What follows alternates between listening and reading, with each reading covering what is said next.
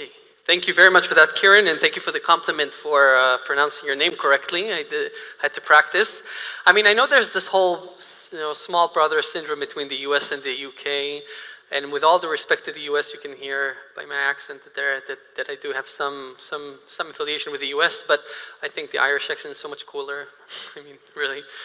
So, last speaker, second to last speaker before we end for today is Mr. Trevor Rudolph, the Chief of Business Operations and Cybersecurity at Whitehawk. Rudolph, please. Trevor, please. The stage is yours.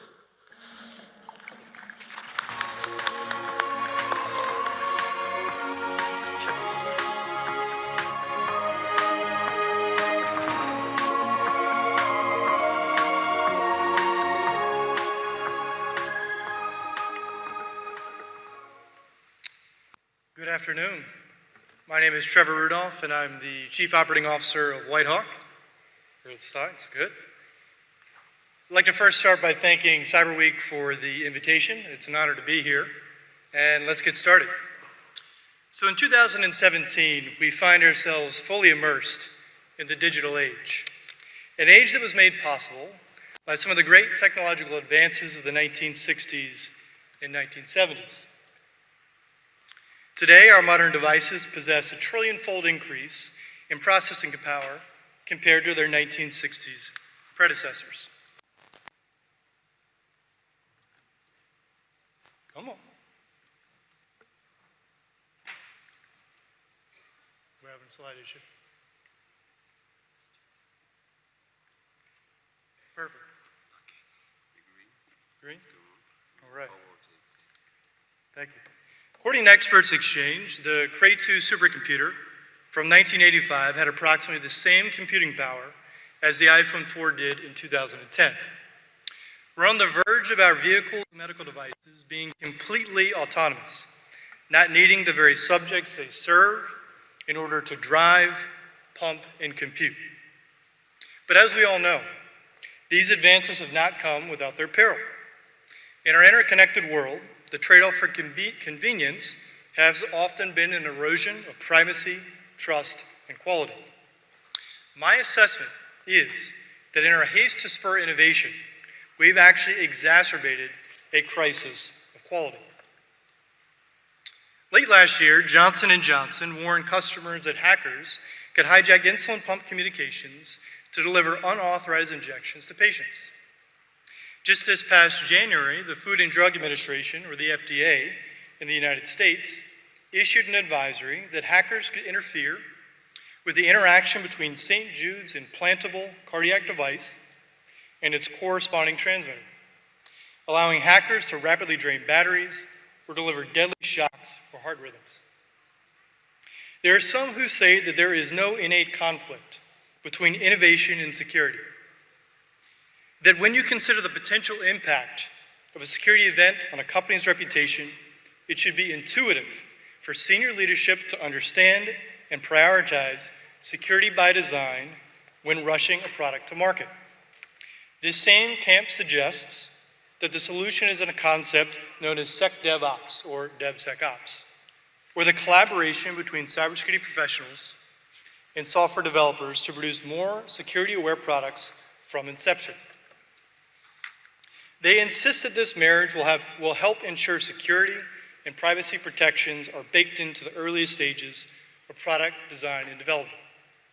In my opinion, this view is naive and does not take inherent human behavior into account.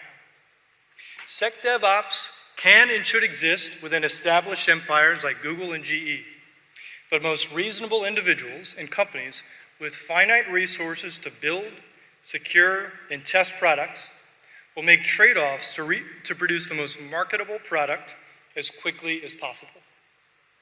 Worries about security and quality upgrades come only after their revenue position allows it. This behavior is inherently rational and will not change without intervention by outside forces. I often compare today's technology industry to the automobile industry in the US of the 1950s and 1960s.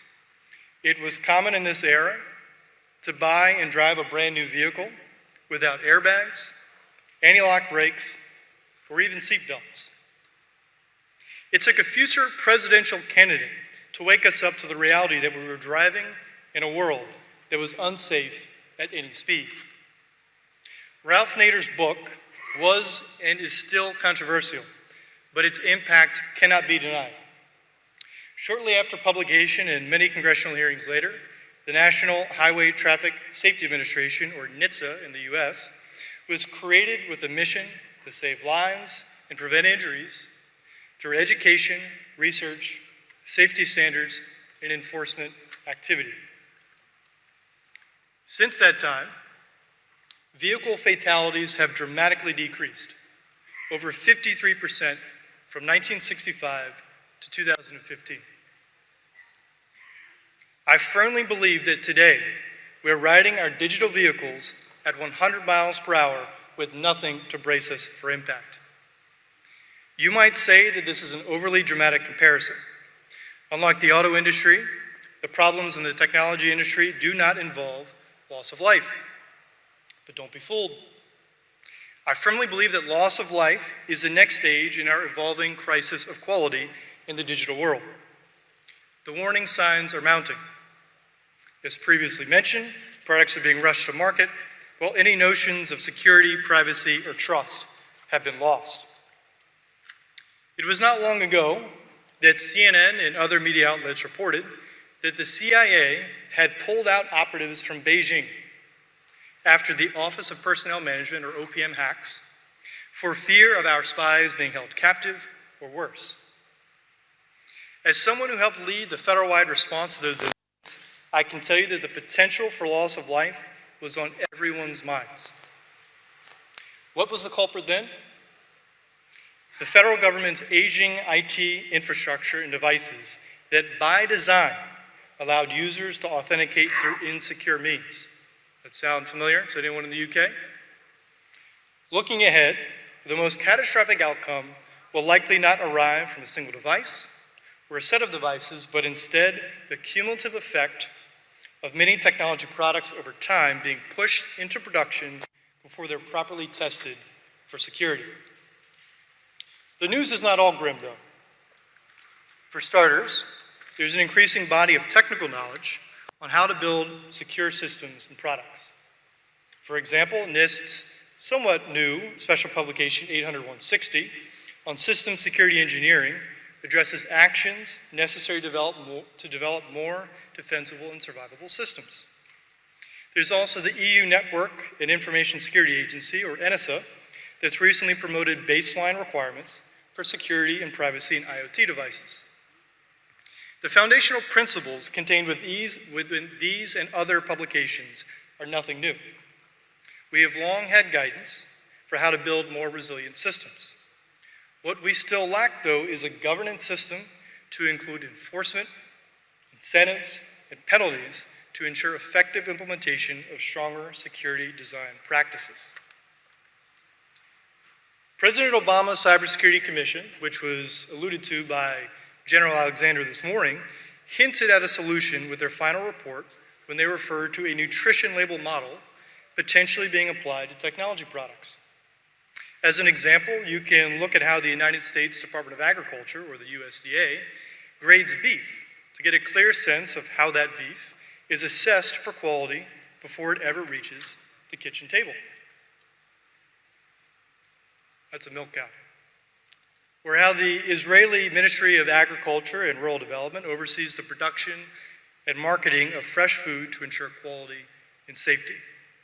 In another example, the United States Consumer Product Safety Commission, or the CPSC, is in charge of protecting consumers and families from products that pose a fire, electrical, chemical, or mechanical hazard.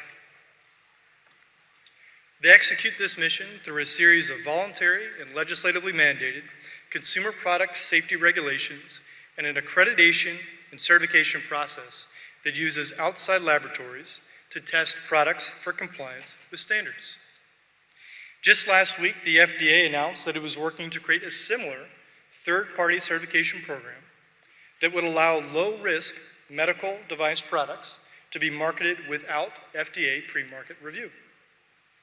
But where does the analogous example for enforcement of the underlying information security of all technology products reside? Such an example does not exist. There is no organization within the US government to ensure that all technology products are built to the latest information security design practices. This is problematic because market forces alone will not solve our crisis of quality. First, as discussed before, smaller, more innovative companies have little incentive to spend their precious resources on the underlying security of their products before they go to market. Second, the average consumer is far from being tech savvy enough to question how a technology product makes their digital communications less or more secure. You know what I mean? I hope you do. In my assessment, to pull out of this crisis, we must think through the proper framework to incentivize and enforce better security design practices. What I propose is that either an existing or new federal agency be charged with governing, incentivizing, and enforcing security design standards. The federal government could expand the authority of an existing agency like the U.S. Consumer Product Safety Commission, or create a new agency to oversee the manufacturing of technology products. A similar model could be applied within the EU or any other nation to solve this problem. In order to build a sustainable and scalable model, I would leverage the Consumer Product Safety Commission's, or CPSC's, accreditation and certification process. CPSC does not do this work alone. They are primarily responsible for coordinating standards and accrediting third-party assessors or laboratories that are in turn responsible for certifying that products are built to relevant standards. In my proposal, the existing or new agency would be responsible for the following. Number one, coordinating security design standards and partnering with Congress to mandate relevant standards. Number two, building an accreditation and certification and a warranty program, leveraging the CPSC model where applicable. And number three, enforcing quality through regular testing of third-party assessors and conducting recalls when appropriate. It's important to note that what I'm proposing is not simply more regulation, but potentially a boon to the industry. The accreditation and certification program could be used to encourage small and medium-sized businesses to meet the demand. In order to make this proposal more palatable to the business community, I would encourage policymakers to consider a mix of tax subsidies and or breaks, as well as labor market incentives as sweeteners for early adoption and participation. There is also, of course, the ultimate benefit, which is if this program were to work, we'd save countless dollars on security issues and compromises due to more sound security design principles. In our increasingly fractious political system, at least in the US, I won't speak for folks in Israel, this may be an opportunity for various groups to come together to establish a common sense solution. Now, earlier I described our cybersecurity challenges as matters of life and death, and I stand by that. Unfortunately, in the United States, we often wait until it is too late to take bold action. Let us not forget the lack of sufficient building design standards prior to the San Francisco earthquake of 1906, the flood wall warnings in New Orleans prior to Katrina, and the laissez-faire approach to overseeing offshore drilling prior to Deepwater Horizon. There's still time for us to address our modern crisis of quality, but we are rapidly approaching the point of no return. Thank you.